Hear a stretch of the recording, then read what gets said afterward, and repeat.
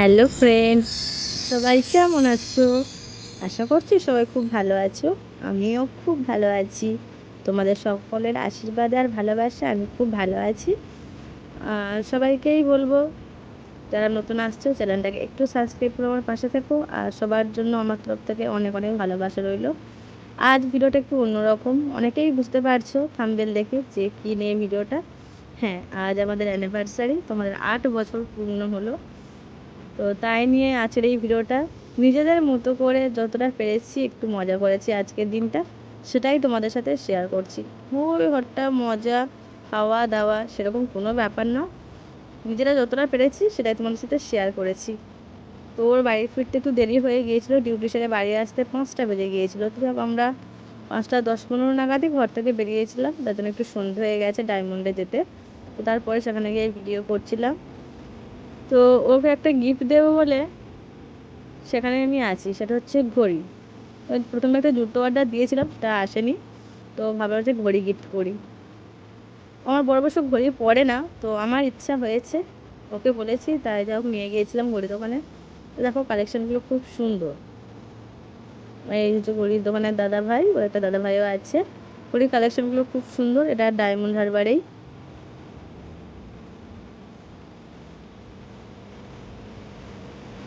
এখানে সানগ্লাসও পাওয়া যায়, দেখতে পাচ্ছ।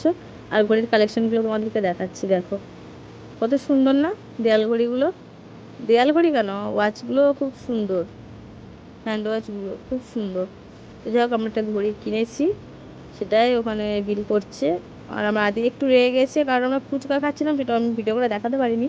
ও ওখানে 10 টাকার ফুচকা খেয়ে ওর ঝাল লেগে গিয়েছিলো, ঠিক আছে, রাগ করে আছে। আর এটা একটা আমরা ঘড়ি নিয়েছি, ঠিক আছে। আমার আদি খুব রেগে গিয়েছে, ফুচকা খেয়ে ঝাল লেগেছে, চিপস খাবে বলেছে, চিপসটা কিনে দিইনি বলে।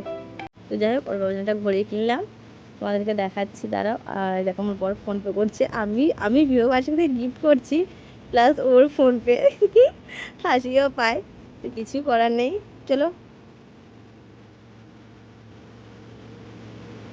আমার টাকা মানে ওর টাকা, ওর টাকা মানেই তো আমার টাকা, তাই না?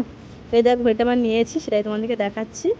দোকানের সামনে ভিডিও বানিয়ে, আর ওই বাড়িতে দোকানটা তোমরা দেখতে পাচ্ছ, দেখো ওই উপরের দোকানটা লক্ষ্য করো প্লিজ, কারণ ওই ভিডিওটা আমি করতে পারি না। ওখানে আমি একটা কুলার নিয়েছি, আজকেই নিয়েছি, ঠিক আছে। তো এই ঘড়িটার হাতে পড়াছিলাম রাস্তায়, তারপরে ওর দোকানে ঢুকেছিলাম। যাই হোক ঘড়িটা পরে কেমন লাগছে একটু বলো। আমার খুব পছন্দ হয়েছে ঘড়িটা, ওর হাতে পরিও তো হাতটাও খুব সুন্দর লাগছিল আমার মনে হয়। ও বলছিল বারবার যে আমি তো ঘড়ি পরি না, কি জানি কেমন লাগছে হাতটা, তাহলে আমার খুব ভালো লাগছে। তো যাই হোক আমি ওটা দিয়েছি, গিফট করেছি, কেমন হয়েছে একটু প্লিজ বলো।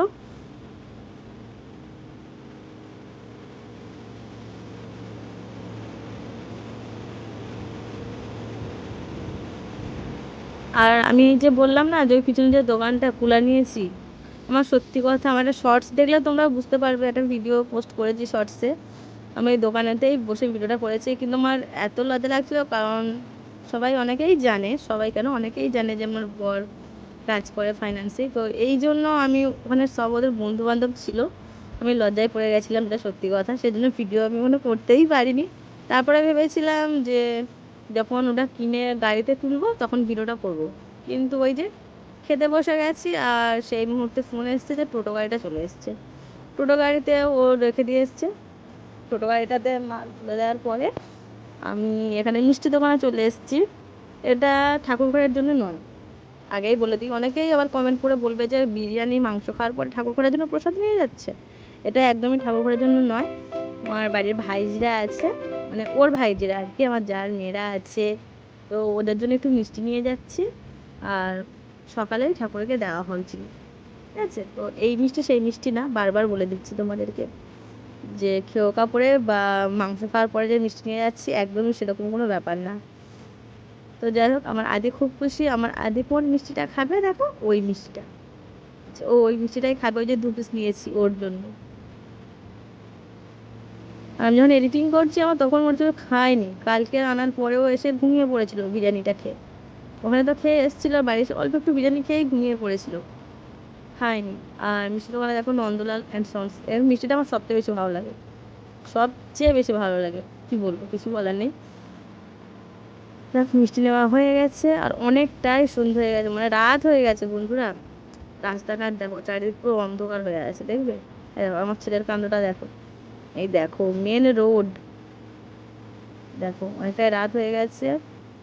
আর তারপর আমরা বাড়িতে চলে এসেছিলাম, রাস্তায় আর কোথাও ভিডিও করিনি। আরে এই যে দেখো দাদা, আর এই যে কুলারটা কিনেছি বলছিলাম, দাদা এসছে, দাদা এসে কুলারটা কাটছিল, দাদার ও দুজনে মিলেই প্যাকেটটা কাটছিল।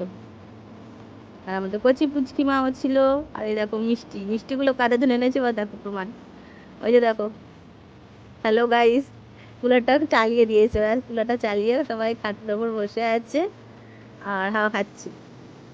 এই যে দেখো কুলার নিয়েছি, যেটা নিয়েছি তোমাদের ওখানে আমি ভিডিও করে দেখাতে পারিনি, তো যাই হোক এইটা নিয়েছি। কেমন হয়েছে একটু কমেন্ট করে জানিও প্লিজ। ও আমাকে অন্য কিছু গিফট করবে বলেছিল, আমি বলেছিলাম যে আমার শাড়ি টাড়ি লাগবে না, যদি কিছু একটা কেনো ঘরের জন্যই কেনো, কারণ গরমের সময় আমাদের ঘরটা প্রচুর গরম হয়ে যায় বন্ধুরা। মাটির ঘর, মানে মেঝেটা মাটির হলে কী হবে, প্রচুর গরম হয়, অ্যালবেস্টারটা আছে না, খুব গরম হয়। আর বাচ্চার ঘুমোতেও কষ্ট হয়, নিজেদেরও কষ্ট হয়, সেই জন্য ভাবলাম যে শাড়ি টাড়ি আর লাগবে না, যদি এইটা কেনা যায় সবার পক্ষেই ভালো হবে। তো যাই হোক, সেজন্য আমার বর একটু আপসেট, কারণ ও একটা ঘড়ি নিয়েছে, আমিও ওকে একটা জিন্সের প্যান্ট সেট সে মানে আমি ওকে দিয়েছি, এই জন্য ওর একটু আপসেট হয়ে আছে, পরে একটা শাড়ি কিনে দেবে, এখন এইটা নেই। তো যাই হোক, ও এটা দেখাচ্ছে যে দেখো আমাকে কিনে দিয়েছে আর ও নিজে নেয়নি, এটাই বারবার বলছে। তো আমি খুব খুশি হয়েছি এইভাবে। এই সবাই মিষ্টি খাচ্ছে, এই দেখো সবাই মিষ্টি আমাকে দেয়নি, কিন্তু একটু পরে মন্দিরে আমাকে মিষ্টি দিয়েছিল, ঠিক আছে? ওরা আমাকে বলছিল মিষ্টি খাবো, যে আমি বিরিয়ানি খেয়ে এসছি, আমি খাবো না। তো এইভাবে আমার সারাদিনটা কেটেছে, একটু মজাতে কাটলেও আমি খুব আনন্দই পেয়েছি। আর আমার বরকে বলবো এভাবেই তোমার পাশে সারা জীবন থাকতে চাই। টাটা।